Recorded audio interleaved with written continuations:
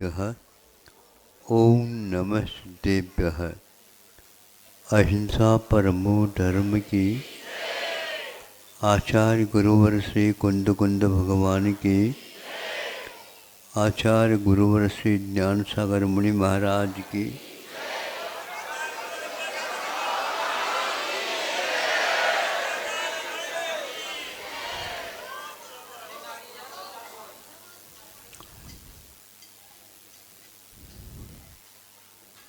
व्याकरण की एक किताब होती है,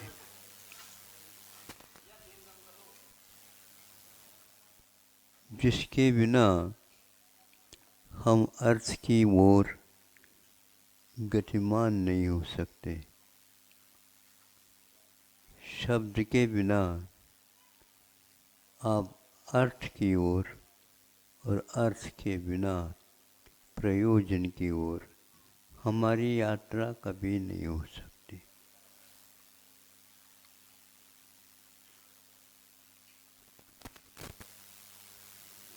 तो जब व्याकरण पढ़ना मैंने प्रारंभ किया था, एक प्रकरण था हाइट व संधि का, किंतु संधि के बिना भी हम दुर्लभ संधि क्या है और सही संधि क्या है ज्ञात नहीं कर सकते। उसमें सर्वप्रथम संधि करने की प्रक्रिया बताई गई थी। गंध, धन, उदक, ये दो शब्द है। बीच में धन काम कर रहा है।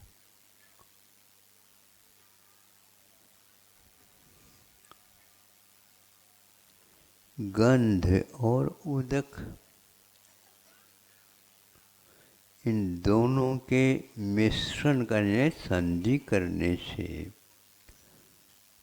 फल निकलता है गंधोदक। समझ में बात आ रही है? बहुत सरल भाषा में बोल रहा हूँ, क्योंकि आप जटिल भाषा के पुरोधा हैं।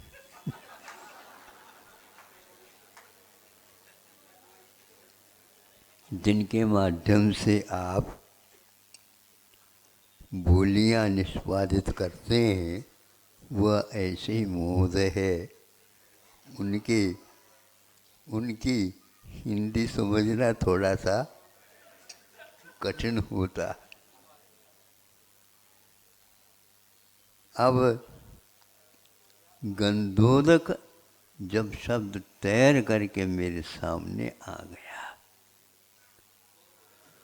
और व्याकरण शुद्ध है, और उस व्याकरण के बिना अर्थ ने, अर्थ के बिना प्रयोजन शुद्ध ने, गंध और उदक का मिश्रण संधि गंधोदक है।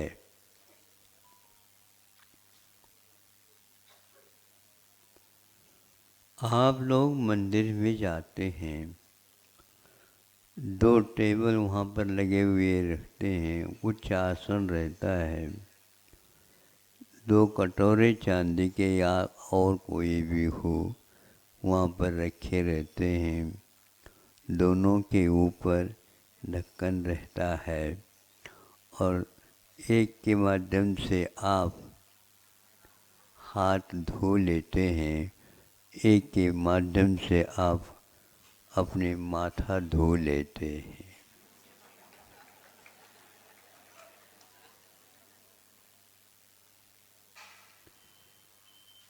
तो ठीक है, गंधोदक आगे जाकर के एक आध घंटे में समाप्त हो जाता है। इसलिए चाहिए भक्तों को वह एक गंध का, केसर से भरा हुआ का एक कटोरा रखा जाए और पानी उसमें मिला करके घोल करके लो गंधोदक लो, अपना जीवन सार्थक बना लो। मिलना बहुत कठिन है और इसमें गुरु जी का भी आशीर्वाद है। तो भैया जो कुछ भी आप ये व्यापार कर रहे हैं, इसके लिए हमारा आशीर्वाद नहीं है। क्यों नहीं है? आपने केवल उस शब्द का अर्थ या संधि विच्छेद और संधि करके गंधोदक का निर्माण कराया है, इसलिए मैं उसको स्वीकार नहीं करूँगा। अब क्या है आप ही बता दो, गंधोदक में इसके अलावा है क्या, मुझे बताओ। हाँ मैं बता तो दूंगा, लेकिन यह गंधोदक नहीं है। तो फिर तो व्याकरण गलत है ये सिद्ध करो। तो मैं व्याकरण को गलत तो सिद्ध नहीं कर सकूंगा, व्याकरण तो यही है। किंतु व्याकरण के बाद अर्थ की ओर, प्रयोजन की ओर जाना भी हमारा कर्तव्य होता है।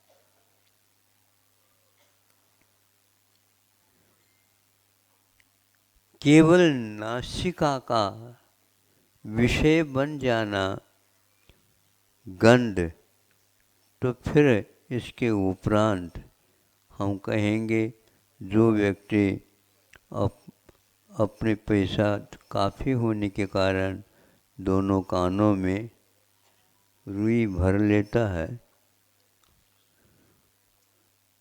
काय के लिए भर लेता रुई? ज़्यादा आवाज़ हो रही इसलिए बंद करने के लिए नहीं। गंध के स्थान नासिका नहीं किंतु कान में रखा जाता। कान हमेशा हमेशा सूखा रहता है और वह एक प्रकार से श्रोत्रेंद्रिय के रूप में स्वीकार किया जाता।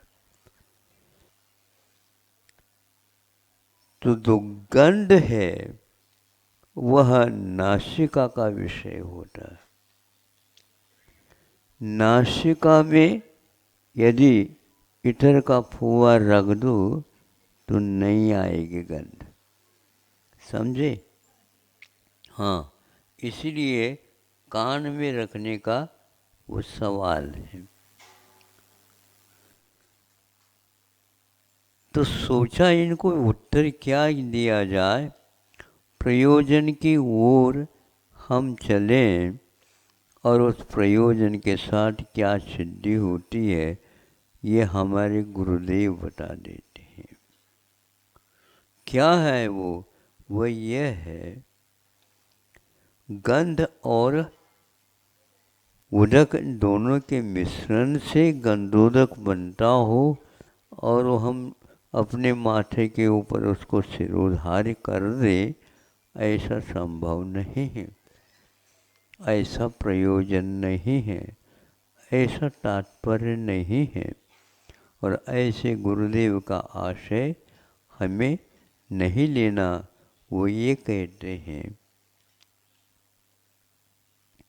केवल गंध और उदक का नाम यहाँ पर गंधोदक नहीं, आगे भी कुछ पढ़ रहे हैं, निर्मलम निर्मलीकरणम पापनाशनम, ऐसे कैसे कहा? बाजार से इस प्रकार गंधोदक ले आओगे तो पापनाशनम नहीं होगा। माथे पर हमेशा हमेशा वह धारण भी करोगे तो भी पाप नाश को प्राप्त नहीं होगा। इंद्र भी सौधर्म इंद्र भी आता है और भगवान के चरणोदक ले करके, देखो यहाँ पर भी चरणोदक कहते हैं, चरण और उदक, चरणोदक। तो भगवान के चरण से संबंध रखने वाला जो उदक है वो उदक हम यहाँ पर तात्पर्य प्रासंगिक लेते हैं।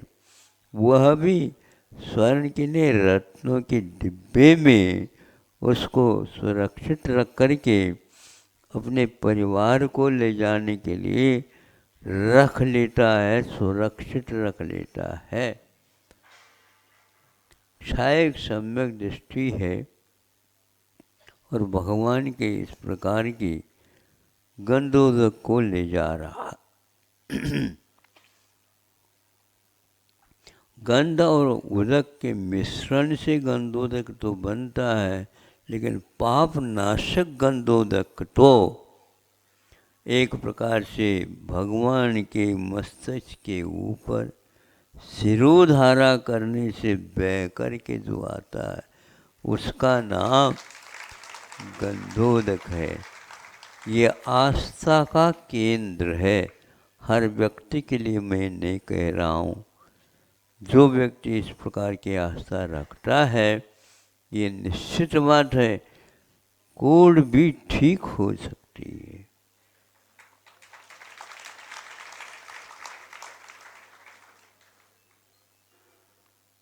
कंचन की काया बन सकती है और विपरीत अर्थ निकालने से कंचन का काया भी वह एक प्रकार से गंदी काया हो जाती है, कोड बहने लग जाता है। पुराण ग्रंथों को पढ़ने से ये आंखें खुलती है। तो गंधोदक का अर्थ यहाँ पर तात्पर्य ये निकला, भगवान की शिरोधारा करने के उपरांत बह करके चरणों तक आंकने के उपरांत उसको हम उज्ज्वल धारा मानते हैं, लेकिन वह पीने योग्य नहीं, किंतु उसका स्पर्श हम सिर के ऊपर लगा करके आस्था का केंद्र बना लेते हैं। तो लगाते लगाते ही उस गंधोदक को वह कोड़ी काया भी कंचन की काया बन गई। जादू का रहे क्या भगवान? जादू टोना बनाते हैं? नहीं, भगवान कुछ बोल ही नहीं।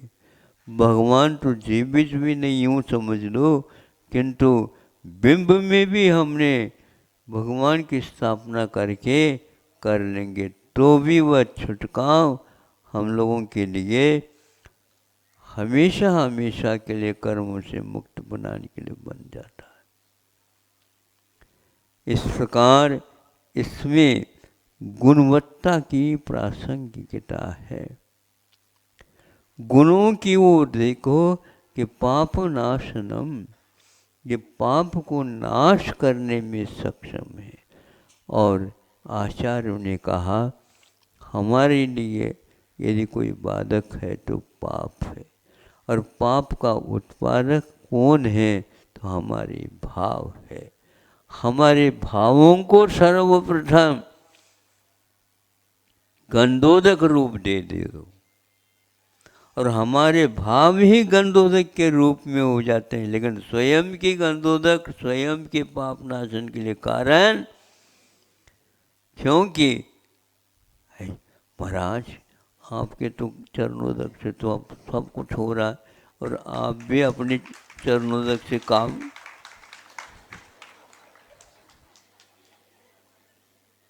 क्यों नहीं बताओ?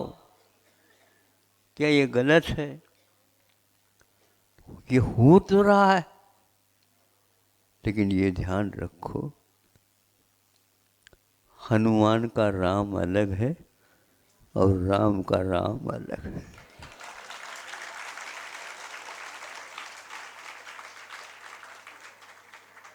इसमें मेरा आ जाता है, नहीं होता। भाव समझे, गंधोदक का निर्माण कैसा होता है ये समझे। किसी एक फैक्ट्री में से आप गंधोदक का उत्पादन 3 काल में नहीं कर सकते। ये गंधोदक पवित्र गंधोदक